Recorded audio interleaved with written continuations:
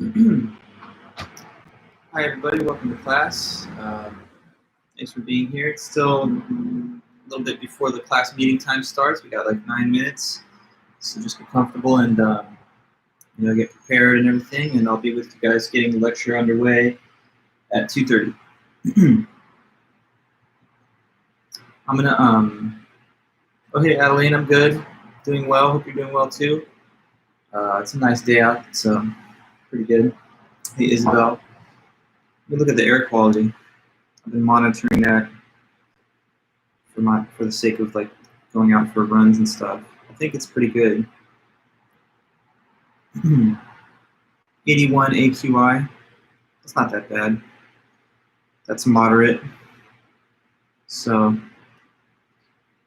sensitive groups maybe might not want to go out, but I think I'll be okay. I'm going to quickly close a sliding door over here to block some noise from outside. We'll be right back.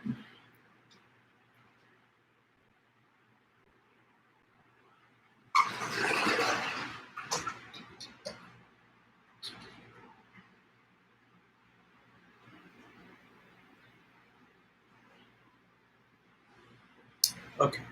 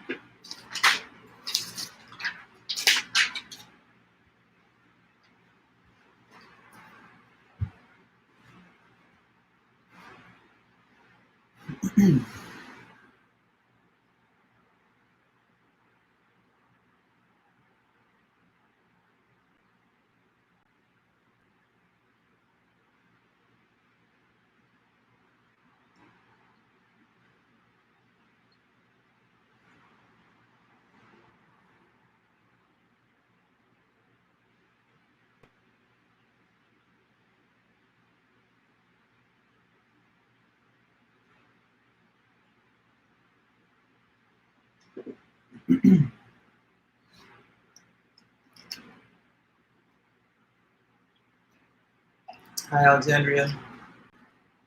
Good to see you guys.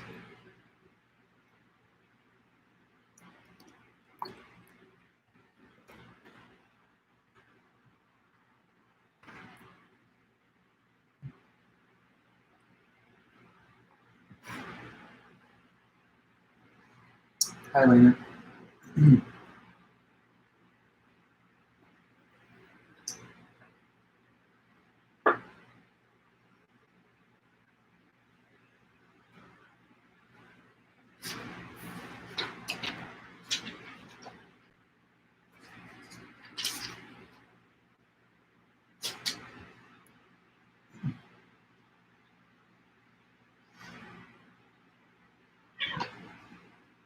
Hey, Eddie. Big boy. Keeps getting bigger, guys. So, I mean, I was thinking about this. Like, it's an interesting semester to have all these recorded lectures, in the archive, because I just got these cats in the middle of the summer, and they were born March 29th. So, I mean, they're almost 6 months old. They're not even quite 6 months old. And by the time the semester's over with, they're going to be like almost twice as old as they were when you guys first started taking this class. So, I mean, started the class, what, a month and a half ago? So they were like almost 5 months old. And then by the time the semester's over with, they'll be up there like, what, 8 or 9 months old? So they're just getting bigger. They're growing like right before your eyes. This guy's already gotten significantly bigger since the start of the semester. He's 8 pounds. And I know he was 3.5 pounds a couple months ago. So he just keeps getting bigger. Big boy, big Eddie. He's funny though, because he's really shy. Like if people come over to the house, it doesn't happen too often, but like I had my brother come visit, and he like hid under the couch the whole weekend. But Now he's too big to do that. Okay, he's too big to fit under the couch anymore, so he's going to have to hide somewhere else, like in the closet. Come on, Eddie. Come on, Eddie. Good boy. Hi, guys. Hello, everybody.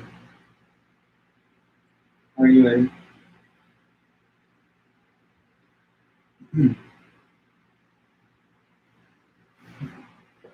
Hey, guys. All right.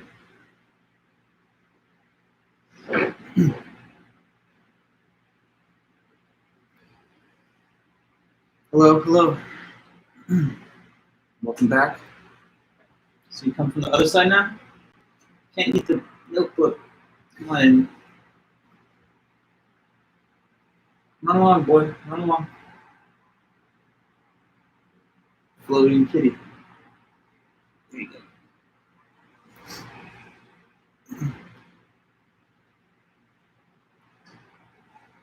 Hi, everyone. Good to see Melissa, Flavio, Clarissa, Nicholas, everyone else. Appreciate you guys' attendance. The Tahava bottle? That bottle? Come on, Eddie. Killing me here. I mean, how's the bottle look?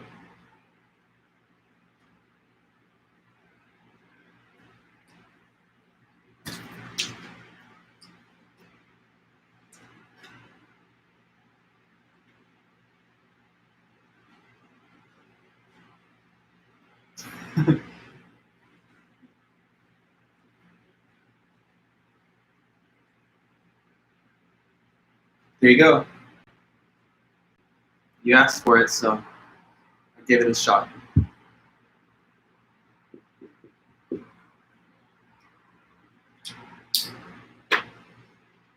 Once, and it's just gone forever. Wow.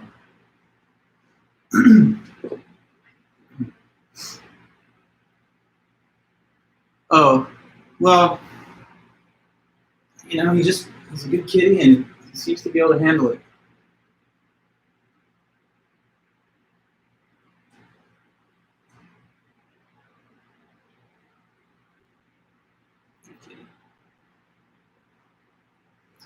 Yeah, he can't get enough attention from me, but hopefully through the lecture he settles down. If not, I gotta put him in the next room.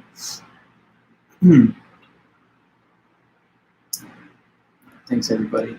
So just another minute, and then it'll be 2:30, and we can get going.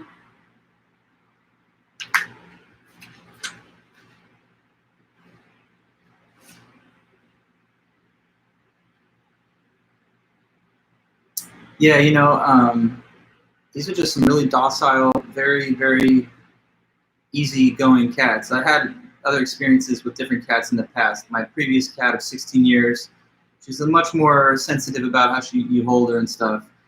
But these cats just seem to like any form of contact, you know, any orientation. So they're cool cats. Oh, that's funny. Yeah. Yeah, I've never had a problem with cats that want to bite or nip a little bit, you know, when they don't like something, but these kitties are just totally putty in your hands. Okay, hey guys, welcome back. It's 2:30, so thanks everyone for being here at the meeting and for all your other attendance and you know, attention to the class throughout the semester. Let's just kind of bring us back up to speed where we're at. So on Monday, 2 days ago, you guys had your first quiz.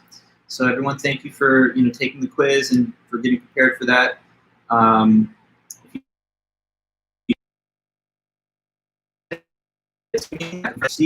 me make a mention of something because there were a couple of students that had a couple delivery issues, and I want to make sure that if that occurs, that won't occur again, basically, in another future quiz.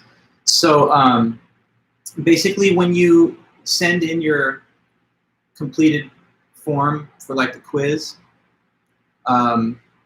let's see, Jamie, I see your comment. Are others experiencing a slowdown or lag? If so, just let me know. I'll repeat things as necessary, but I believe we're okay. A little bit, well, Okay. I think as the students all arrive to the meeting, in the very beginning, when we have like, a big group, maybe some of the buffering of the live feed kind of gets slowed down a bit. But I'm thinking that it's going to be all right. So just hang in there, okay? What I was trying to say is that you all took the quiz, and just when you send back your quiz forms or tests, make sure, as I was saying in the message, that you send it as a new email. Don't hit reply to the Titanium announcement itself, because that just sends it to nowhere and it gets caught in digital limbo and it never actually reaches me in that case. So there were like a couple of students who contacted me like an hour after the exam was over saying, did you get my quiz? I said, no, I didn't receive it. And they had like a little delivery issue because of having hit reply to the Titanium announcement. So you just have to create a separate new email, compose the message, type my email address in the recipient line, and attach your file that way. But for the most part, we didn't have the issues, just making it clear for everyone here while we're all together. So anyway, you've taken your quiz, you've done your first homework. I'm working on grading those quizzes, and I'll send around information about the answer key, and you can contact me for your grade check on that or anything else heading into the next week. But I'll take some time this weekend to finish up those grades. Okay, other than that, we're now moving on to a new chapter in the book. So we've covered chapter 8 and chapter 1 so far, and I took a little extra time with doing review for you guys before the quiz, so that pushed back the beginning of our discussions of chapter 3. So today we're going to kind of have a quick crash course on chapter 3, see if we can catch up a little bit in our notes. And hello everyone, I can see all those comments. I appreciate your greetings. So chapter 3, that's our mission today, get started on it. Chapter 3 is all about language and communication. So chapter 8, the first thing we looked at was like logic and fundamental concepts of argument, logic, deduction, induction. Chapter 1 was all about, the famous social psychology experiments, qualities the good critical thinkers have, barriers to critical thinking. And now chapter 3, which is all about language and communication.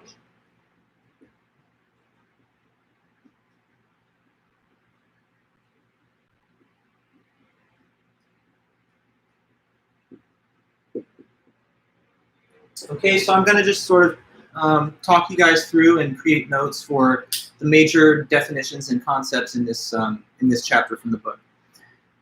The chapter opens up with a little reference to the so-called Benghazi Scandal. I don't know if any of you guys have ever heard about that. It's a term that's been thrown around a lot in like political discourse over the past, 8 years or so. And they just briefly refer to it as a way of trying to get the topic of the importance of language on the table. And so to anybody who knows about it, it's like essentially in 2012 during that presidential election, which was Obama versus Romney, in the run-up to the election, there had been a lot of protests that were going on in different parts of the Middle East. So that was sometimes called the Arab Spring, like in Egypt and in other countries. People were rising up to protest in the streets to basically argue for the removal of long-standing dictators and autocrats that had kind of ruled with an iron fist undemocratically for generations, yeah? So one country where that was happening was Libya. And Libya was ruled by this kind of military general named Muammar Gaddafi. And so the people were saying Gaddafi's corrupt, we want him to be removed. They were participating in protest movements. And Gaddafi, of course, was a dictator, so he didn't want that to happen, and he wanted to crush those protesters. So he was threatening to go in with the military of Libya and to like use jets and stuff to launch air-based attacks, like bombing raids and stuff, and just kill a bunch of innocent civilians. So the international community in the United States knew he was intending to do that, but of course our position is that you have to respect the freedom of the people to assemble and to protest and so on. So the United States decided that they would launch airstrikes against Gaddafi together with some of our allies from around the world to try and force him to, not oppress his people or to kill them in this kind of action. So we assembled a coalition. We went in there and through the bombing campaign of the Western allies, it opened up the resistance for Gaddafi to have an opportunity to basically assassinate him. So they did that. They killed Gaddafi, the resistance movement in Libya.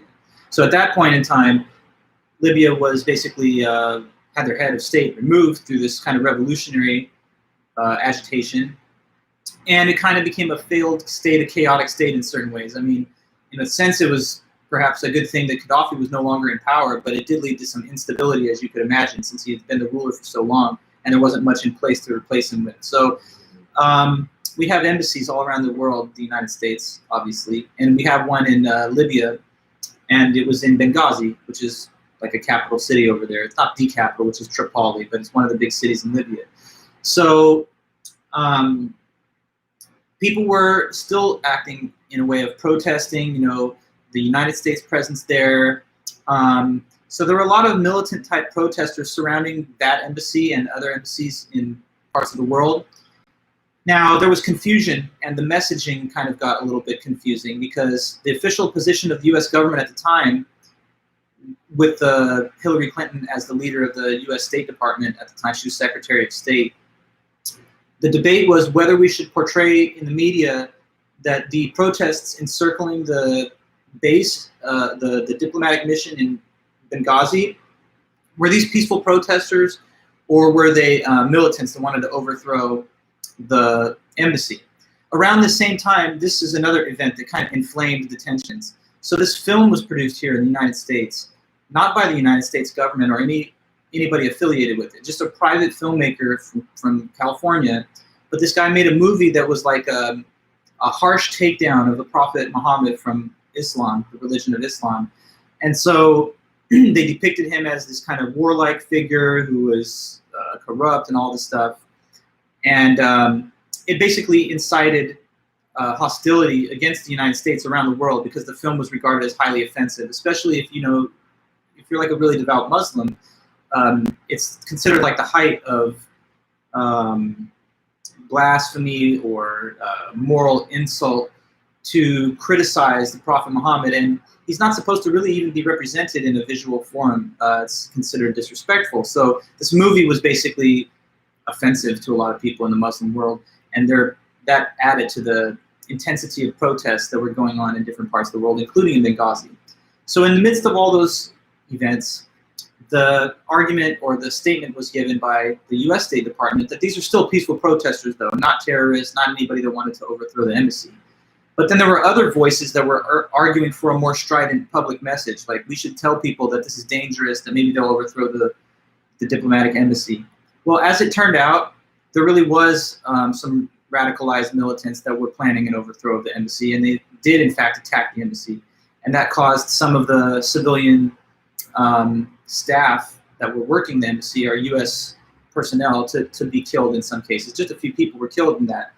But anyway, the whole reason it was mentioned in the book was to just sort of emphasize that depending on how clear and effective and timely our communication is, a lot of things can be at stake. Sometimes it's just the accuracy of a message that you transmit from one person to another in a professional or a workplace or an academic type of setting. But in other cases, even life, property can be on the line, as we see here. So, I think a little bit too much was made of this event in a way. Like there's a whole kind of presentation of it in right-wing media that's according to which it's like some type of nefarious intent to miscommunicate the actual facts. The real thing, though, is that people were just unprepared, and that resulted in a shortage of necessary supplies and equipment for an orderly evacuation in case of an emergency. So we want to be good communicators. That's just another big part of being a good critical thinker, being able to analyze effectively what arguments are, being able to produce arguments, but also being able to express yourself and communicate clearly and effectively. So that's what this chapter is all about. And good communication skills involve keeping a dialogue open, and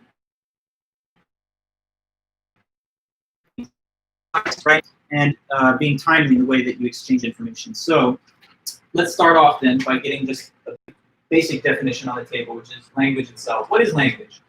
Well, language is what we're using right now, what I'm using to speak to you with, or what I'm using to communicate written messages on the board.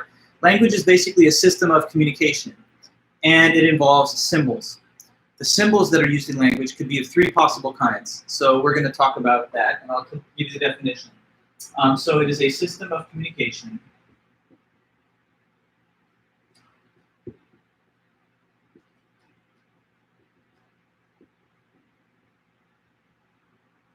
which involves symbols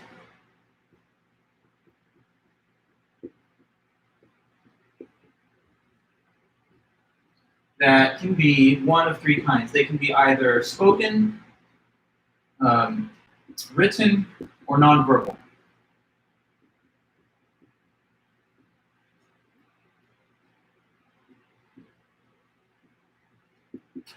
Okay, so that's language. It's a system of communication which involves symbols that can be spoken, written, or nonverbal symbols. So obviously one form of language is the spoken form that we're using right here, that I'm using to talk to you anyway. Now, when one speaks, obviously there's messages and information that's transmitted from the speaker to the hearer, and it's done by way of sounds that the person can interpret with some kind of coherent meaning. Now, if I was speaking to you right now in a language that you don't understand, it wouldn't have any real meaning to you because you don't know how to translate from the sounds to the information. That's what is really kind of an interesting thing about language. The sounds themselves are totally conventional and arbitrary. We can imagine a counterfactual train of human history in which completely alien sounds from the ones that we use right now were chosen by convention over a long span of time to be the words that refer to the same words that we use. And we don't even have to entertain these weird hypotheticals like a counterfactual train of history. Just looking at world languages, it's exactly that way. So the same sound in one language can stand for one word in that language, and it can mean something totally different or nothing at all in another language. So sound is one medium for the communication of information.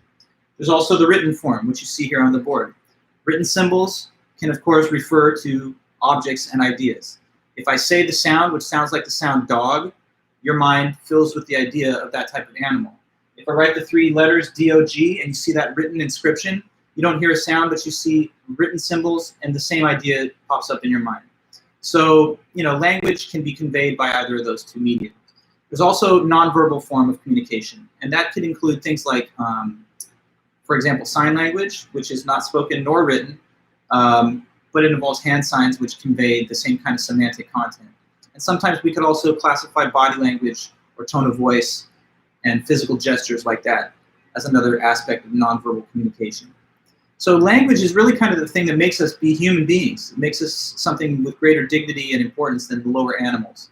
Animals are great, and if you're like me, you really love animals, but they're not on our level because we, of course, have the ability to convey information.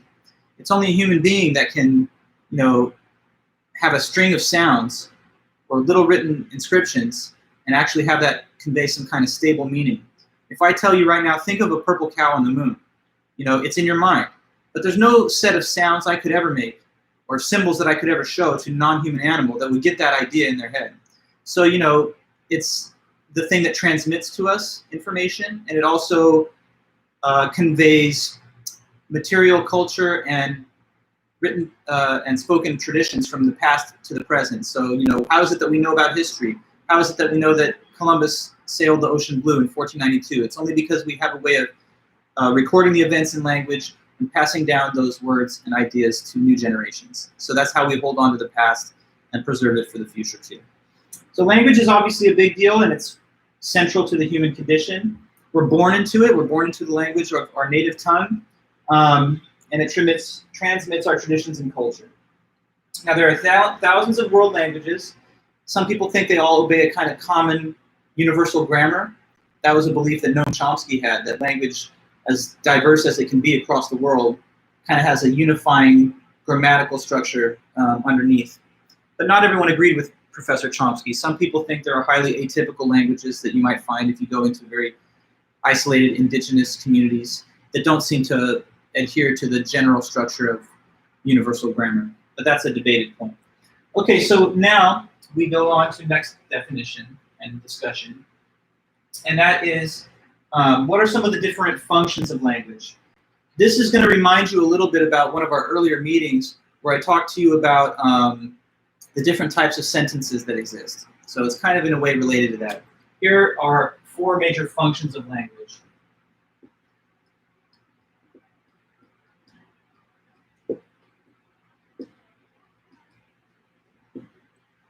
Okay, so a function of language is just like what language can be used to do, like what we can accomplish or do by means of language. So One use of language is the informative function, which is probably the most basic.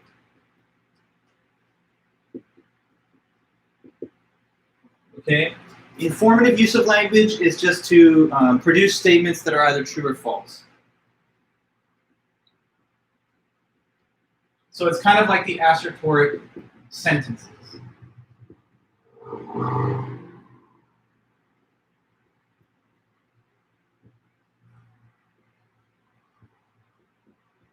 So when you provide information of any kind, whether it's correct information or even incorrect information, that's using language in the informative sense, and that's the informative function of language. Like if I told somebody, someone asked me, where's Cal State Fullerton, and I tell them, oh, it's in Orange County. The statement that it's in Orange County is information, and that's true information. So that would be one case. But if I was, let's say, trying to deceive them, or maybe I was misinformed, and I told them that Fullerton is in Los Angeles, that would be information. It's just false information. So, you know, informative language is a major part of the way we use language because we're looking for the truth. Sometimes we inform people correctly. Sometimes we misinform. When we do misinform, sometimes it's obviously intended, and that's deception. Other cases are where it's unintentional. We pass along false information unknowingly, and that's misinformation rather than deception. So one major use of language is to convey information. A second possible use is the directive function of language.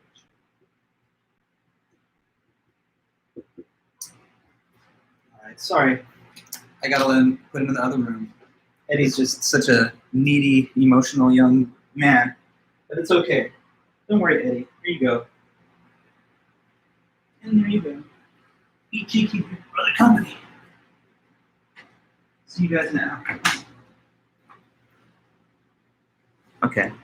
Thanks, guys, for bearing with me with the cats. So, to the directive function of language next. The directive function of language is just to use imperatives to direct or influence a person's behavior. Okay.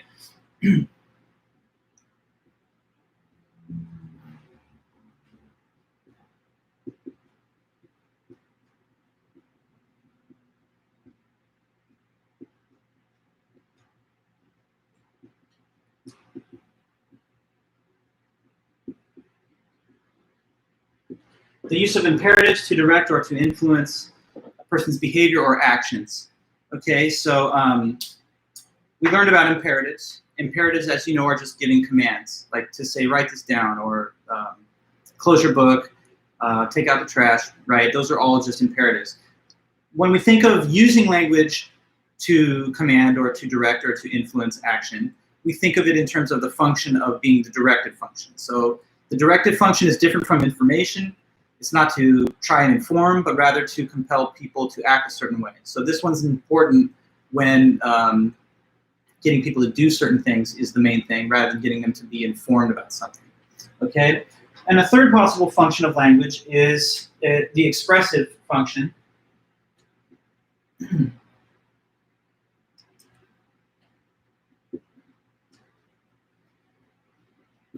The expressive function of language is just to communicate feelings and attitudes and to bring about an emotional response.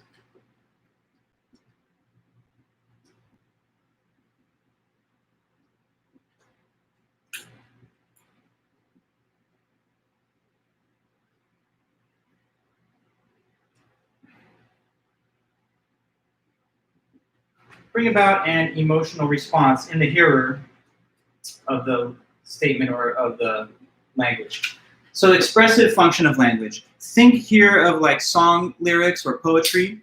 When you're like hearing some song, suppose it's like some like, I don't know, sad, the lyrics would express a kind of melancholy vibe, like a sad longing and loss. But it's not really trying to tell you anything literal. It's not like the song conveys information that you then take to be true or false. It's just kind of poetic. It's also not literally compelling you to do anything, but it's trying to, on the one hand, reveal the feelings of the writer and maybe what their emotional state might have been when they wrote those lyrics, and to maybe also instill within you some sense of that feeling. So, you know, you get the kind of happy or sad or energetic vibe of the song from the lyrical content. And that could be poetry, that could be song lyrics, and so forth. So it's non-literal, Sometimes it's just figurative language. We see this in literature and other forms of written word like that, or spoken word. And then there's one more function, which I guess I'll have to put here at the top, and that's the ceremonial function of language. Ceremonial language is language that's used in like kind of specific official or formal settings. Okay.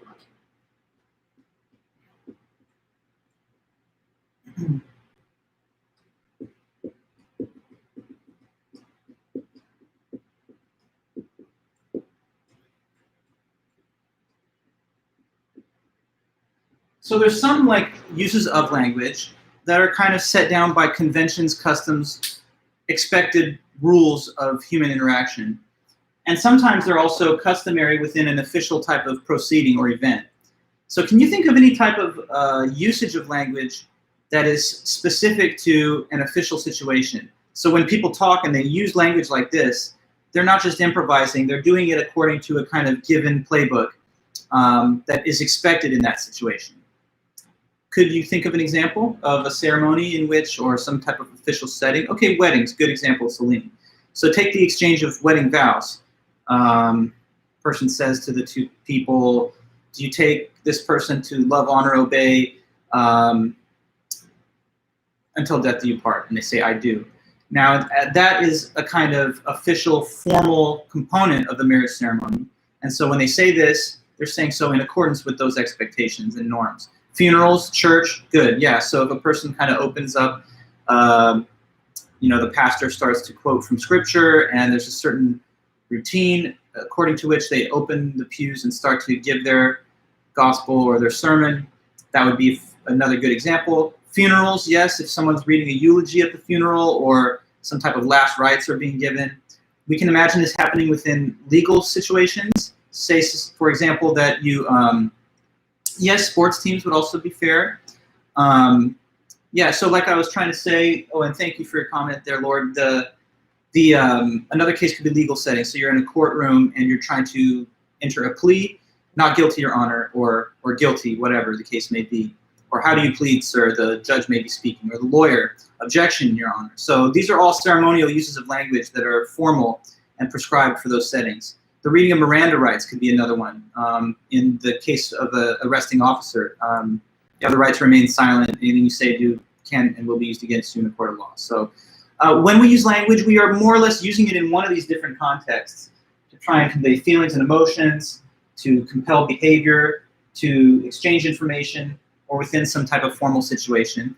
So, of course, there's also the ability to ask questions, and there's interrogatives, but we've kind of spoken about that on another occasion.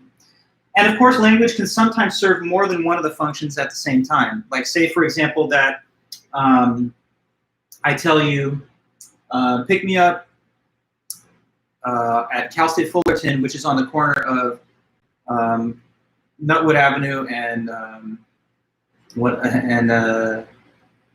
College Avenue. I can't remember the cross streets or whatever. So if I said that, though, for example, I would be doing two things. I would be directing the person to come pick me up here, but I'm also giving them information as to where it is. So obviously, sometimes we will, you know, integrate more than one of these various functions into one usage. Okay. Now, there's also some discussion after that of nonverbal language. I don't have any really detailed notes on it. It's kind of more general discussion, but about nonverbal language, I guess it's kind of appropriate not to have a lot of writing when we're talking about the nonverbal stuff, but nonverbal cues like body language, tone of voice can influence how people interpret what you're saying. So sometimes it's just as important not merely what you're saying, but how you say it. You know, the same comment delivered in an annoyed tone of voice versus, you know, a patient one can make all the difference to the quality of the interaction that you're having. So you have to be mindful of those nonverbal cues as well. Sometimes your nonverbal body language or hand signs or gestures can reinforce what you're saying. So like if I say to a person, oh yeah, and I start nodding, the act of nodding kind of further reinforces the assent that I'm providing through language. And also like with no or whatever. Sometimes we'll use hand gestures to indicate the subject matter of what we're talking about. Like, do you see over here this Tahava tea bottle or whatever? If I gesture towards it, it's much more effective than being like, look to the speaker's left and there's a bottle there. So we sometimes facilitate the effectiveness of our language with the way that we actually gesture and use our body. They also say, though, that it's possible that your nonverbal body language can sometimes betray when you're being dishonest. I've heard it said that like a skilled lawyer or perhaps interrogator or police officer even can sometimes identify telltale signs from a person if they're trying to conceal the truth or withhold information. So, you know, if you're shifting your gaze or hesitating to speak, sometimes these little signs can give an indication that maybe you're not being fully honest. So you have to be aware of how your nonverbal outward signs can sometimes betray your intention when you're trying to deceive. Pictures are another form in which we communicate nonverbally, just by using images. And I think that it's interesting, this current generation, probably some of the most skilled in history at effectively communicating through the use of imagery, because memes and all of that are such a huge phenomenon, right? Where it sometimes seems even more impactful to convey a complex thought or concept with a couple of simple images or text. And that's not only seen in like memes and so forth, but in media and journalism. How impactful is a story, even if it's beautifully written, about like a horrifying war zone and the situation playing out there? How effective is it going to be in really delivering the message to you about what's going on there, as compared with a photo of the same kind of situation just on the headline image? So they say a picture can tell 1,000 words, and there's probably truth to that. At the very least, they can certainly enhance the quality of your understanding of a situation. So the most direct appeal to your sympathies to donate money to like a disaster area might not work as well as just seeing a little photo or video of the same thing. So we often use, and we should use, all the media tools at our disposal to effectively communicate, including photos, videos, and memes, and whatever else.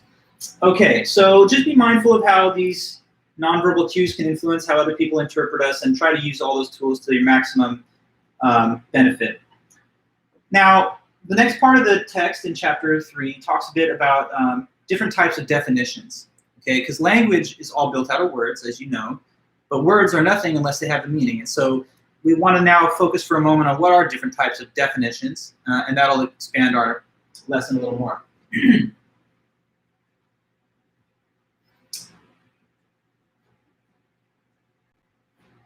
I've always, you know, philosophically, language is a very rich, interesting topic, because everyday people just use language. We just talk and write, and it's not very often that we step back and we think about the thing it is that we are doing when we're using language. So it's kind of like it's like kind of monitoring the intellectual and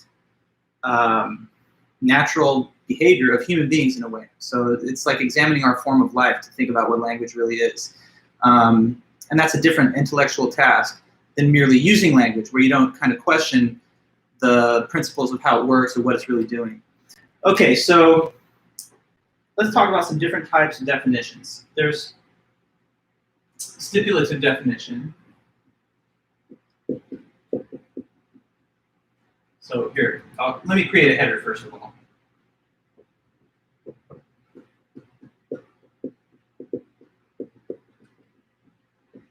Okay, so one possible type is what is known as stipulative definitions. So stipulative definitions are given to new terms that emerge in our language.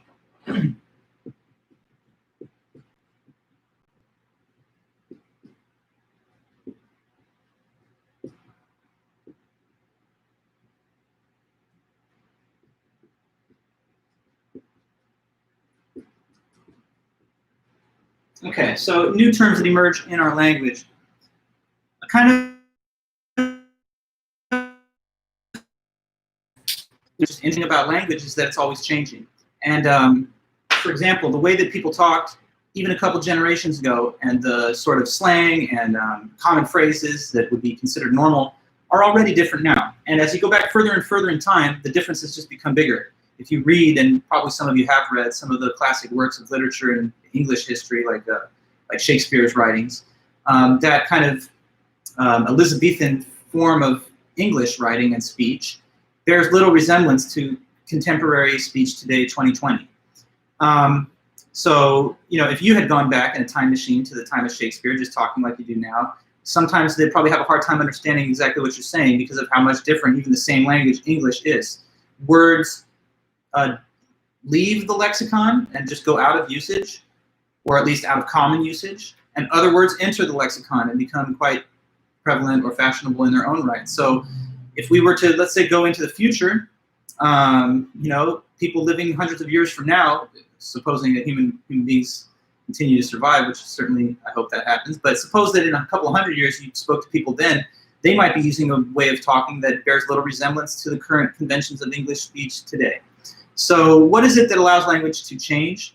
It is the coining of new phrases and words. There are words that we're using today that didn't even exist in your grandparents' time or before. So what do you think could be some examples of words that are new words that have emerged in our lexicon that help us give examples of these stipulative definitions? So think, what could be a word that we use and it means something now, but 100 years ago it either didn't have any meaning or it had a totally different meaning? I can think of a bunch of examples, but all the young people here, I'm sure you have some thoughts on this. What could be some new words? Just new words. Technology is one area where you can find these. Cultural changes. So texting, meme, sure. Clout, well, actually the word clout, I know what you mean, like you're just chasing clout, like you want people to like you or you want to have status on social media or something, but clout is actually an old word. It's been around a long time. It's just kind of been repurposed for this new age. But yeah, I understand that it's a slang term now in a way. Texting, sure. I mean, text, as written text, that's been around for a long time. But using it as a verb to send a piece of written communication to another person through a mobile device, that's a new word. Yeah. Lit, of course, as a slang term, everyone having fun and all of that and everything's awesome. But lit, just in the general sense of lighting a match, that's been around. Yeah. Tweeting, sure. We've talked about birds tweeting, which I guess is the original touchstone that the website took its name from. But yeah, the idea of sending out a short, 250 character or less blurb on that particular social media site. That's something. Slaps, a really good rap song or whatever. Sure, smacks, same kind of idea. But yes. So any kind of new slang terms would fit the description of this definition that you see here. I don't know, in the book they talk about internet, anything having to do with the World Wide Web, that's all going to be new relative to the last couple of generations. Bangers but not bangers and mash, yes. So another good reference. You guys have a lot of good synonyms in your vocabulary for awesome music, so that's cool. Yeah, dope. Dope has changed significance in a way over time. We still have some of the classic old school meanings of it, but it's more often now a reference to something being fun, cool, awesome, whatever. Yeah, they talk about how cultural changes can sometimes usher in new words, the idea of date rape, sexual harassment really only came into usage after the feminist movement and the sexual liberation of the 70s. Glizzy. Don't you mean like a Glock? Anyway, that's what I thought it was. You got a gun with you. But maybe it could also be a hot dog, whatever. Drip, like your clothes are really nice and stuff. You're stylish. Okay, guys, everyone knows all these slang terms. So stipulative definitions. Next up, we're going to talk about the theoretical definitions.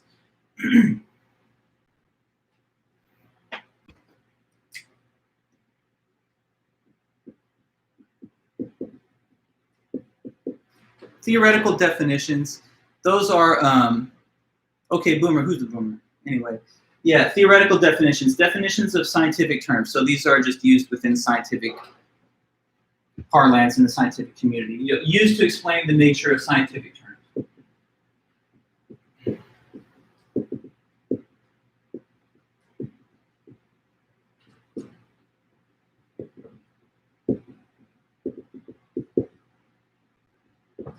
So, there's technical terminology that's found within science. These are the kind of the kind of words that you'd find in a scientific textbook: force, mass, acceleration, inertia, gravity.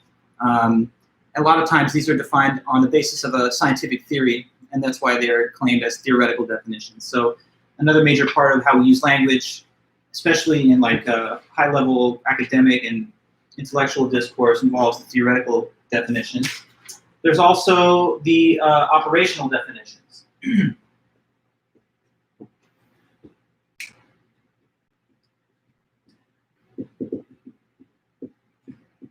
Okay, so operational definitions, these are when you try to use a boundary or a threshold in order to create standardization. So let me explain, I'll give you some examples, but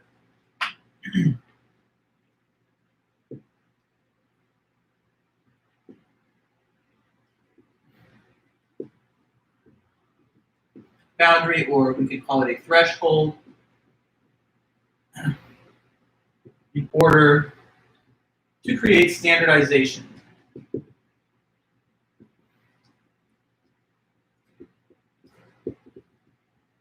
So sometimes in language, we want to have a common understanding of how people are using a word. And so to kind of make sure that we're all having the same working definition, the same operational definition, we employ some type of boundary above which the term doesn't apply. All right, so like one example of this I can think of is how we define the legal definition of too drunk to drive. Does anyone know what that is? What is the legal limit for too drunk to drive, for the definition of under the influence for purposes of DUI? What is that? What's the definition there? It's 0.08 blood alcohol content. Right. Now, could we have, as a society, made a choice to impose that as a higher boundary or a lower boundary? Sure. And I actually think there are certain states that have different rules. If I'm not wrong, maybe I think Utah or something has it lower at 0.05, which is like almost even just one drink. But some people, they're going to say, well, you know what? I'm a lightweight. If I'm at 0.08, wow, I'm already tipsy. Other people, they're going to say, you know, I have a high tolerance. At 0.08, I'm still good to go until I'm at 0.15 or something, right? But yes, I will type it, Jamie, not to worry. Let me just get through my little explanation, though. One person might say, oh, I have such a high tolerance, I don't really feel like I'm drunk when I'm at 0.08. So you have one person, they feel like they're drunk when they're less. Another person says they don't feel like they're drunk until they even have more blood alcohol. But we don't say that the definition just depends on each individual's feelings. We say that there's an operational definition, which is set down by the law, and we're all held accountable to a standardization. Okay? I'll put the definition here in the chat one time. Operational. It just takes me a second. I'm a pretty good typer, I think. So one uses a boundary / threshold to create standardization. Okay, yeah, there you go. Oops. Yeah, so it's in the chat there. We need to have standardization in the use of the term, so there's this upper boundary. Oh, theoretical definition. Sorry, well, we passed it. Thanks, Sebastian, for writing it. Used to explain the nature of scientific terms. Perfect. No worries. Good. Yeah. Don't rewind now. You'll get to it later. But the definition's there. Thanks, Sebastian. Let's give some other examples, though, of this. Does anybody know how they measure what's called obesity? You know, what do you think is the definition of obesity according to like its medical definition? It's measured on the basis of what metric? Does anybody know that? What scientifically, medically classified? It's BMI, yes. It's BMI number, which is body mass index. You can calculate your body mass index by simply plugging in your height and weight and gender into a BMI calculator. Now, I don't know the value, but above a certain numeric value of BMI, a person's there could be some people who think, well, I feel good when I'm at that weight. Other people say, no, I feel like I'm too big when I'm at that weight. But we can't have 10 different standards of what obesity means. We need to have a common standard so that when we use the word, we're using it with a common meaning. So BMI is set down as above this BMI value, the obesity is what the person's defined as having. What about poverty would be another case, the poverty line. Poverty line is an annual amount of income that the federal government says if you make more than this, you're not in poverty. And if you make less than this annual amount, then you're in poverty. Now, we can imagine that that number be placed a little higher or lower, but once we have a standard, then we all employ it in the same universal way. One more case I can think of. What is the definition of being an adult? We should know that one. I think definitely you know that one. As you all know, it's a person, well, what's the line? What's the line above and below? It's over or under 18 years, correct. So once you've attained 18 years in our society and legal system, you're judged as an adult, and you have a lot of additional privileges, but also you're also responsible for more. Now, could we have decided as a society, we want to make it be 19? Or no, let us have it be 17. Does the poverty line vary from state to state or city to city? Good question, Mateo. I believe that there are two standards. There's a state one and there's a federal one. The federal one is supposed to be a measurement for the whole, country, but it's a little more precise probably to look at the state level one because that's more relative to the conditions in your own state. Yeah, so that would be your answer. But yeah, adulthood. So we could have decided, 17 means adult. Oh no, 19 means adult. But we have to have one standard, and it's 18. Are there some people who are younger than 18 that feel like, I'm a lot more wise and mature than people that are twice my age? Sure, and there probably are. And are there some people that are like up in their 30s, maybe like me, they're like, I just feel like I'm still a kid. I don't really feel too mature. Well, sure. But we can't have it be based on the individual's personal sense of it. There has to be standardization. So this boundary of 18 years is the limit line, above which the adulthood kicks in and below which, at least according to the operational definition, it's not there yet. Okay, so one more type of definition mentioned in the book are persuasive definitions.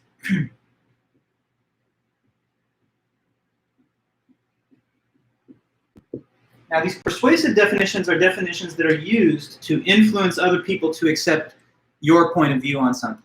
So they're used to get other people to accept your view or your opinion.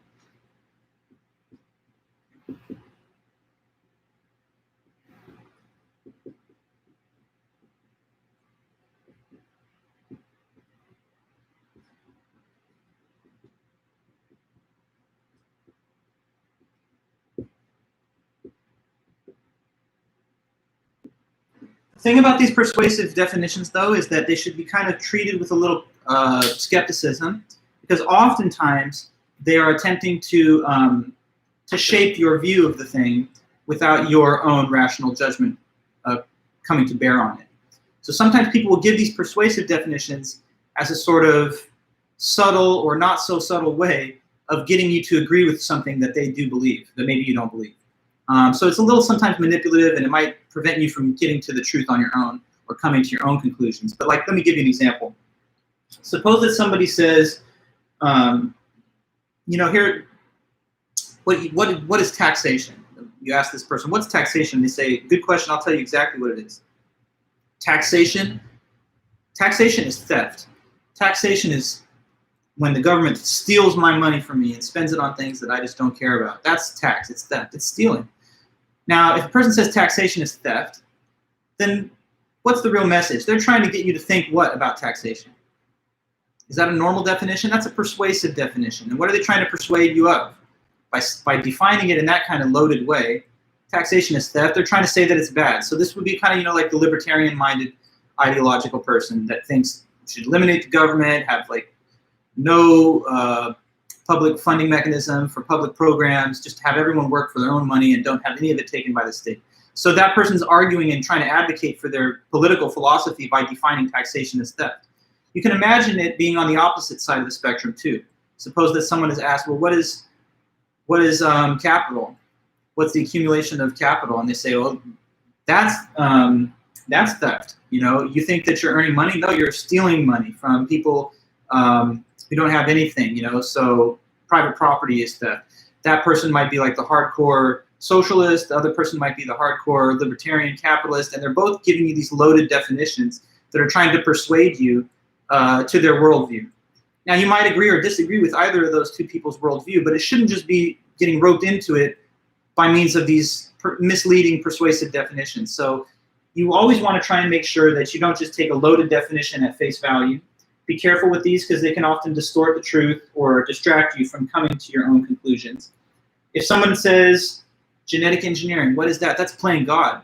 You know, that's when somebody messes with nature and interferes with it. I mean, that's not the literal definition of it. Genetic engineering is just the manipulation of genetic material.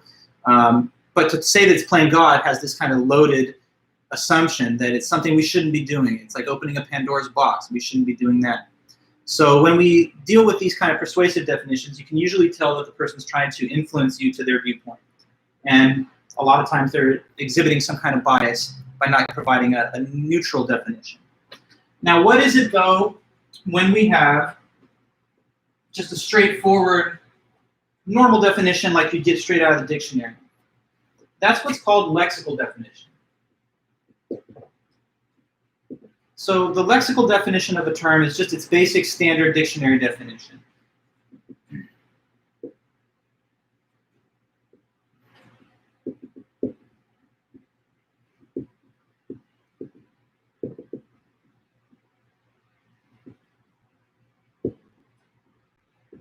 We also sometimes say that this is the denotative meaning of the term.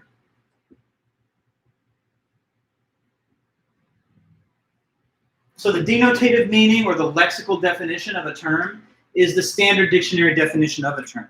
So with no attempt to influence the person's take on the thing being defined, it's just a neutral basic dictionary definition. Denotative meaning, lexical definition, is sometimes contrasted with connotative meaning. And so I just want to say one or two things about connotative meaning really fast. Connotative meaning of a term is usually not the literal definition of a term either. It's based on past experience and associations. And it can be, as they say, positive or negative in connotation. So this is based on past experience and associations.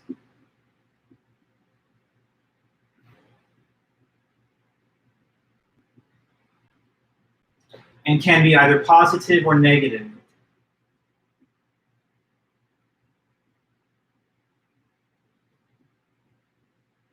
I'll try to make sure you can see that. Okay, so let me give you an example of the contrast between the lexical or denotative meaning of a term and the connotative meaning of the same term. And the book mentions this as an example. So take the word dog. Dog in the lexical denotative sense of the word is just, you know, a member of the canine family within the species classification of mammals, right? So that's just what it is, literally, according to the definition in the dictionary. But connotative meaning of dog can have a positive or a negative interpretation depending on the usage. So this is also somewhat slang. Like if someone says, I'm hanging with my dogs or whatever, you know, like dog in that case refers to friend. And the past experience and association that you're drawing on is the loyalty and companionship that dogs usually provide people, like man's best friend. So you're drawing on those associations and experiences with things that are dogs to kind of use it in a slang sense. But what if someone says something like men are dogs, right? Now that's kind of a negative connotation with the same word. And now we're importing the connotation that these are animals, they're bestial, that they go for the most near pleasure without hesitation. So the same one word can be used in a straightforward dictionary sense, or it can have a positive or negative connotation applied to it if we're using it in some connotative sense. Okay, so with all that, we're going to move next to criteria of good definitions.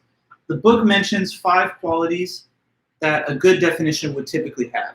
Okay, and so by knowing those, we will be able to distinguish when we're hearing a good high-quality definition from one that's either inaccurate or just something's off base with it. So 5 qualities of a good definition.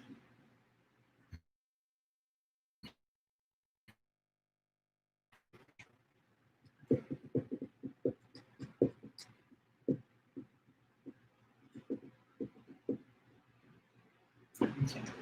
See, when you're using language, a lot of times you're going to have to explain what words mean to other people because maybe sometimes you're using words they've not heard, or maybe sometimes you're using it in a context that they're not familiar with.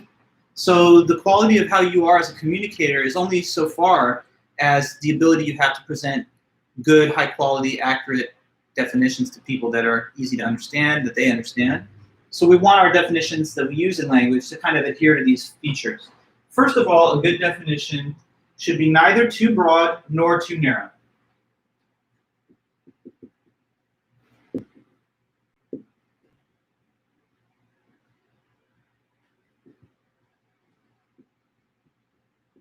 Okay, now let me explain what that is. A definition is bad if it's too broad or too narrow. A definition is too broad if it includes more things than the word really does denote. Okay? A definition has the opposite problem, being too narrow, if the way that it has been defined refers to fewer things than the word actually denotes. So let me give you an example of how the definition of a term could fail on either side. Suppose that I'm trying to define for you what it is for something to be a car. Like a child says, what's an automobile? I've never heard of that before.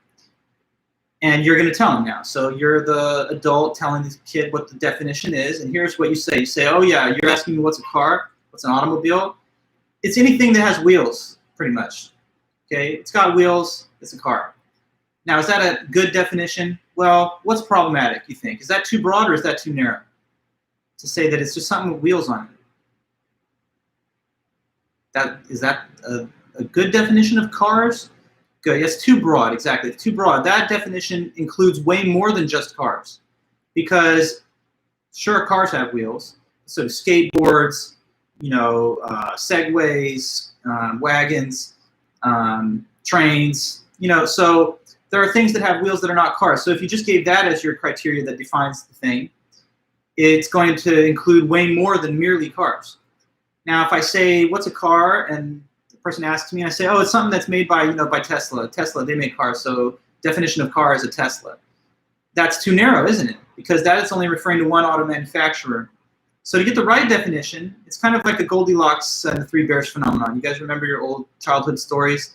I think in the story given there, one of the porridges was too hot, one was too cold, and one was just right. So a good definition is not too broad and expansive beyond what the definition of the word means, nor is it too narrow, but just right. So I don't know, to say that a car is a transport vehicle with an internal combustion engine or a hybrid or electric engine, you know, something like that is getting us close to the right definition. If I told you that a university is a place where there are rooms, that's just too broad because that just covers a whole broad range of things that are not just merely universities. If I tell you a university is any one of the campuses in the Cal State system, that's too narrow because that's a subset of all the things that are universities. So if I said Institute of Higher Learning, that's post-primary education where one can obtain a bachelor's degree, then maybe I'm getting to some kind of good definition that's neither too broad nor too narrow. If I was trying to define a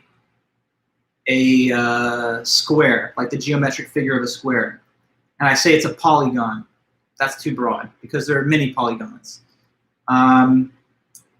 So anyways, you guys, I hope, follow the explanation. A good definition is not too big or too small, but just right. Okay, and then next, a good definition will state all the essential attributes of the thing, leaving none of them out.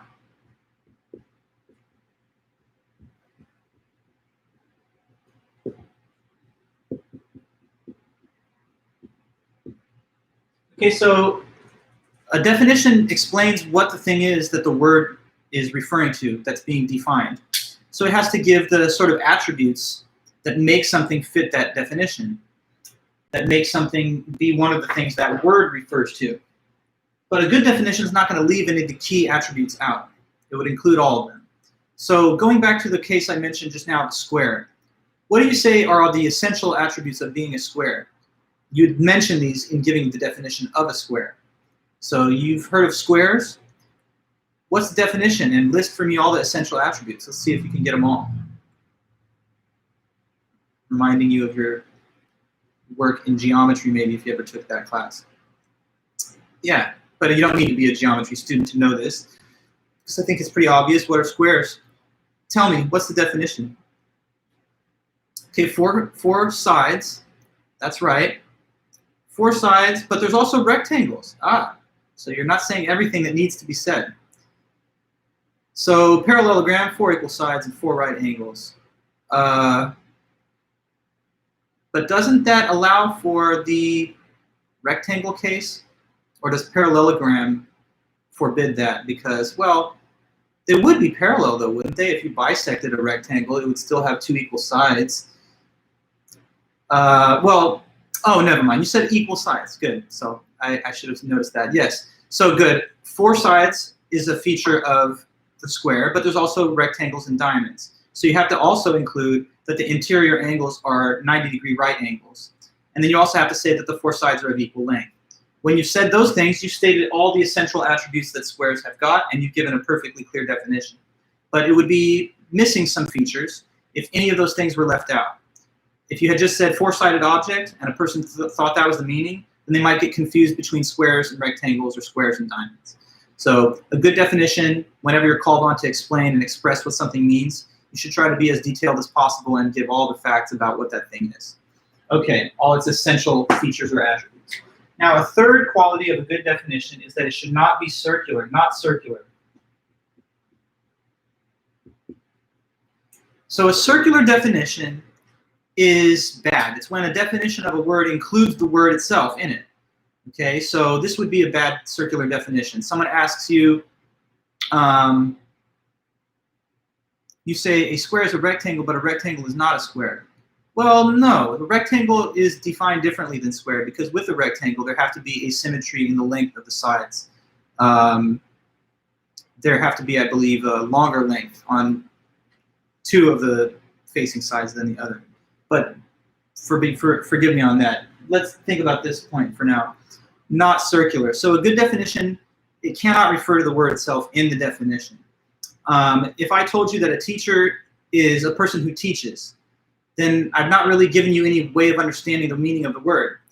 A word has to be defined in other words. How frustrated would you be if you went online and typed in a word into a dictionary search engine and it just came back with the same word? You type in square and it's like anything that is a square.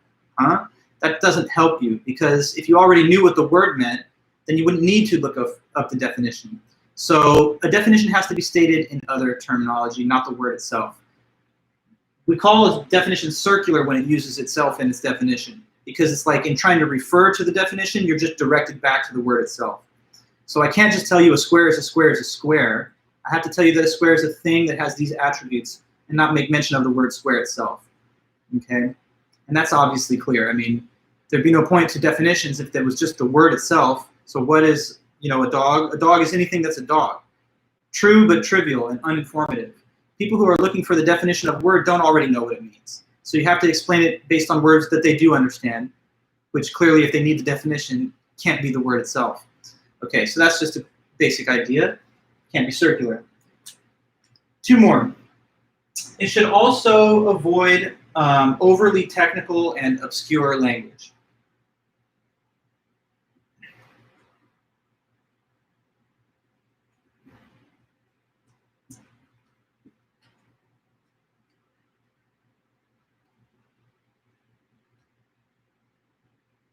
Okay, so this 4th point here, what we're talking about is that sometimes you'll give a definition of a word that's not actually literally incorrect, but the problem is that it's spoken in such a technical, high-level jargon that the audience hearing it can't understand it. So sometimes you're like a specialist and you're talking to a non-specialist. And you might overwhelm them with a very, very precise definition, but it goes over their head, essentially. So like, there's a funny example of this in the book. I'll use the book for this. They talk about people who are specialists in the world of nets and building nets. So there actually are such people who have career in the world of netting. And they have their entire, like, you know, shop talk and special. Talking to one of the net people, a professional net specialist, and you just ask them, you know, what is a net really? I mean, what does the word really mean, net? And then they come back and they give you this definition. Oh, I'll tell you exactly. So here's a net. It's just anything that is reticulated or is decussated at equal distances with interstices between every intersection. There we go, that's an N. Now, is this correct? Yeah, I guess.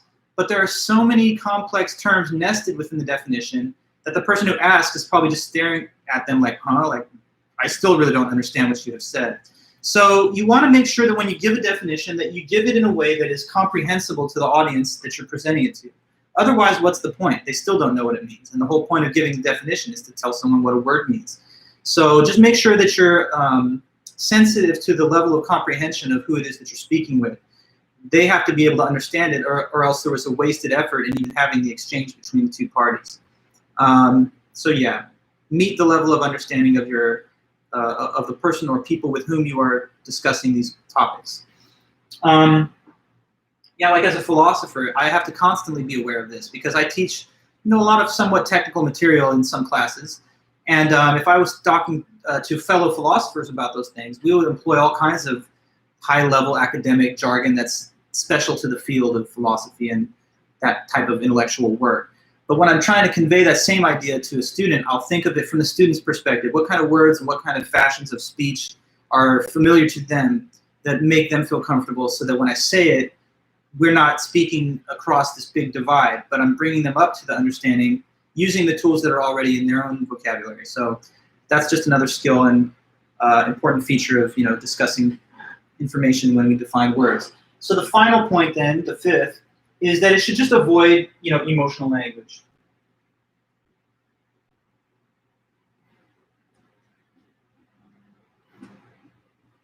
This kind of in a way connects to the point that we made a little while ago about how persuasive definitions are something that you should be a little skeptical of.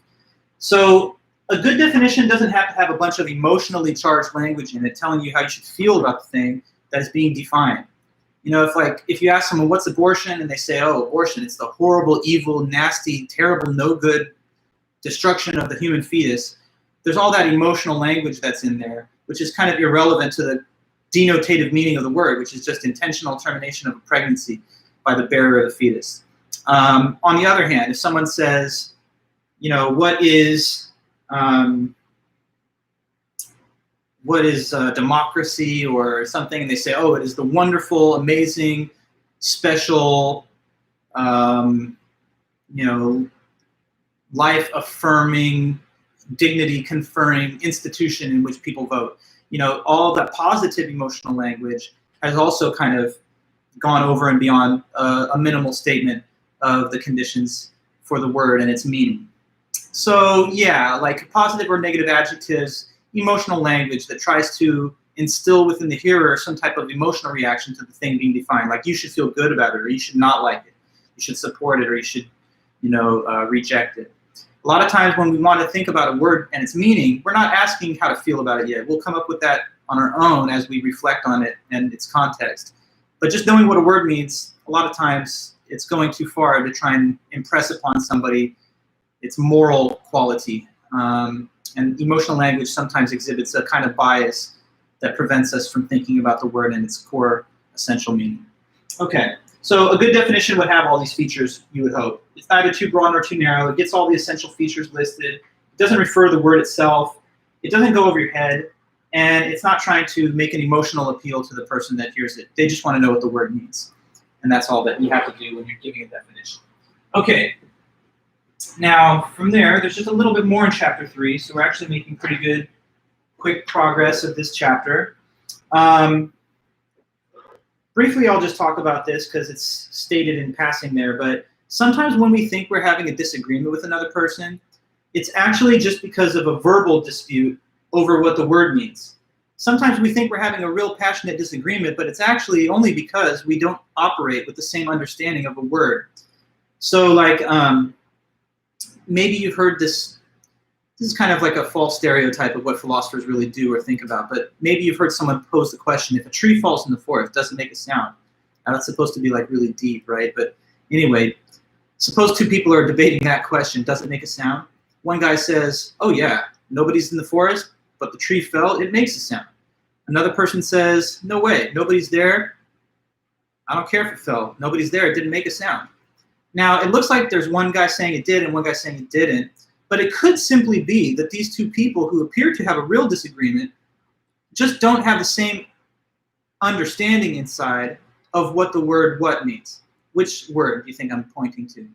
These two people who disagree on that sophomoric philosophical question maybe just don't understand the word sound the same way. Okay, good. So let's think about this, guys. So the one who says that it makes a sound, even when nobody is there, they must think that sound refers to what?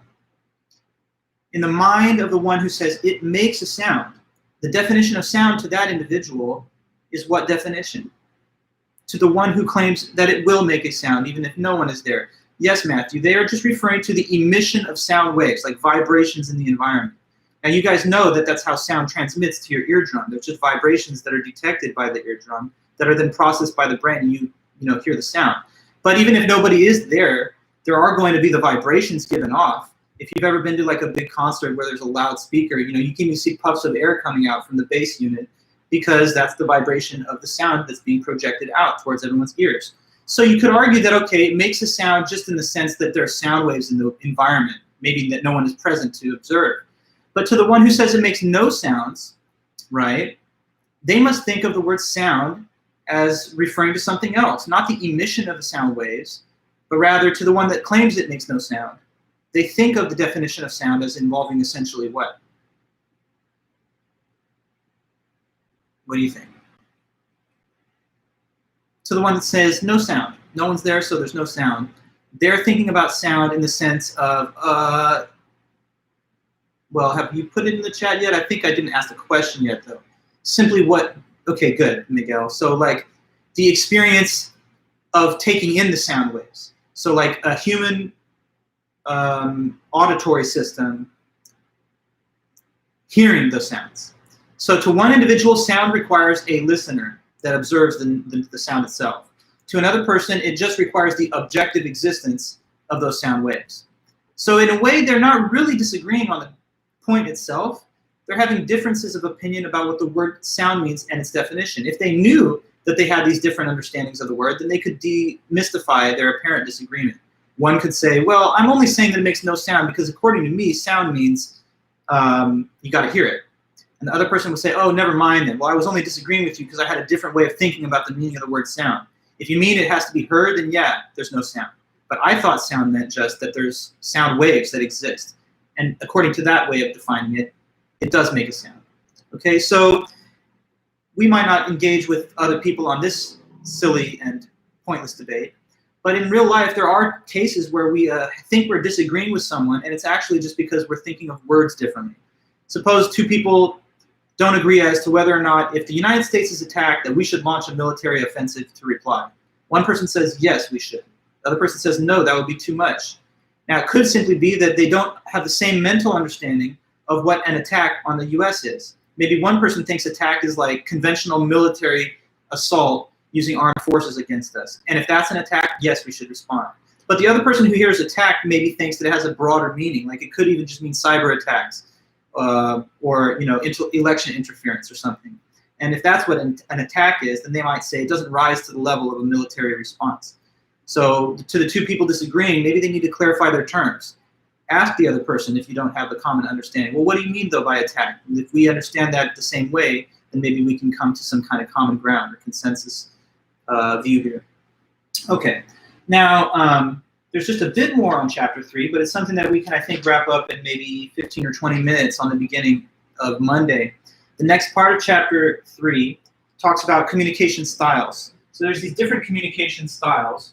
I'm just going to set this up for us to resume next time.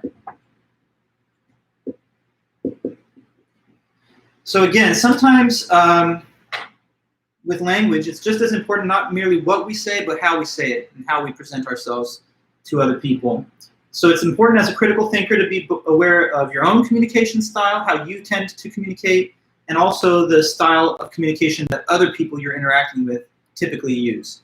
Because people are different. Some people communicate one way, and by knowing how to adapt to their style, you're going to have a more productive exchange. So, like, for example, what might seem normal to you and your friends in some situations, if you find yourself in another situation acting that way, that might sound offensive, aloof, overly informal, or something like that to another person. So we want to make sure that we always focus our mind on the proper approach to a communicative exchange with other people. And there's 4 main types of communication styles. So at the very least, I'm going to list them here, and then we'll try and expand on it when we come back. But one is the aggressive style. And the kind of opposite of that is passive style.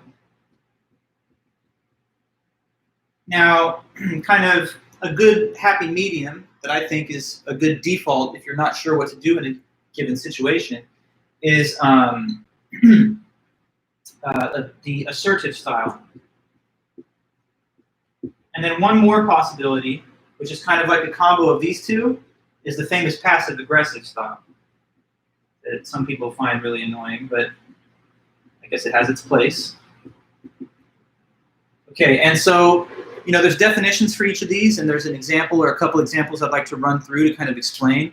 But just briefly, while we're here together for the moment, I'll just say these things. The aggressive communicator is all about getting their way no matter what. They just want to get their way, and they don't even care if they end up hurting people's feelings or if they end up, you know, destroying their relationships with people, because to them, the relationships and people's feelings are not as important as just getting their way at all costs. Now, sometimes that works for people. It can intimidate or, you know, cause others to back down. But it's also not a very good way to make friends and to maintain relationships with people. So there's a cost to being aggressive all the time. You know, people don't feel respected when you act like that, and they don't typically like it. So, you know, choose your battles wisely. If you're going to go around being aggressive, you might pay some social costs. Will you get your way sometimes? Maybe you will, but it can lead to conflict. And if you're dealing with another aggressive person, it can escalate. You know, what? That's what I want you to say. And the other person's like, whoa, I don't agree. Now it's going to escalate, and you can even get into, you know, a confrontation. So it's got its place sometimes. Maybe if there's another aggressive person, that's the only thing they're going to respond to. You know, if you do anything else, they might just like blow you off or ignore you. So we got to do it sometimes, but we also got to know that there's risks and there's reasons to consider it, you know, as something to do just maybe rarely. Passive is the opposite. The passive communicators' number one thing is they hate confrontation, they hate conflict, and they would rather just be a pushover type and let people do what they want than to raise their own issues. You know, they hate conflict and confrontation so much that they would back down very easily if it ever came to a conflict. You know, so you know, like a passive communicator won't say what they want or need, and if it comes up, they'll back down quickly if anyone challenges them, because they really don't like to assert themselves and they're not comfortable making, you know, clear requests. Now, the assertive communicator, I say, is kind of a good balance, because that person, they'll tell you what they want or need, but they'll do it in a straightforward and respectful way, not in a way that's going to alienate you, offend you, or whatever.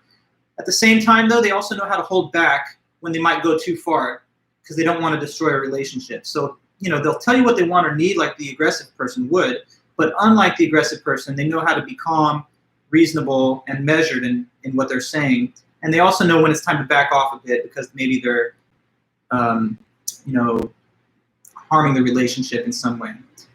Passive aggressive, okay, with passive aggressive communication, it's like you want both of these things. So on the passive side, they don't want to just come right out and tell you what they want or need. They're too passive to do that openly and honestly. But like the aggressive person, they still want to get their way. So the passive aggressive communicators will use indirect strategies of manipulation to kind of subtly influence the situation to their desired outcome. So instead of just telling your roommate, you need to do the dishes, like maybe the assertive person would do, or just yelling at them, what, do the dishes? The passive-aggressive communicator might not bring it up, but, you know, they'll like talk in the next room with a person within earshot. Hey, those dishes are always dirty. You know, why doesn't everyone do them? I wish they would. I do them. People are bad people. You know, if they don't know how to do dishes, I don't know, something's wrong with them. So look, in that case, you want them to hear you. You want them to get the message across, but you don't want to just come right out and address it in a straightforward way. So passive-aggressive communication can sometimes annoy others because they want you to say up front what you want. But I guess it does have its place. Sometimes if you're too direct with people, they might feel offended, and they actually prefer that if you say it in a kind of indirect, subtle way like that. But yeah, communication styles. Know how you have a tendency to communicate and know how to adapt. Different people are going to have these different tendencies, and you might have to modify your approach depending on who you're dealing with. So, okay guys, that's for today's lesson. I appreciate everyone's attendance and all of your help with the examples and discussion. For now, then, have a good weekend, and when we return on Monday, we'll wrap up the last few pieces of this, and then we're going to start looking at Chapter 4, which is all about knowledge and perceptual errors and stuff.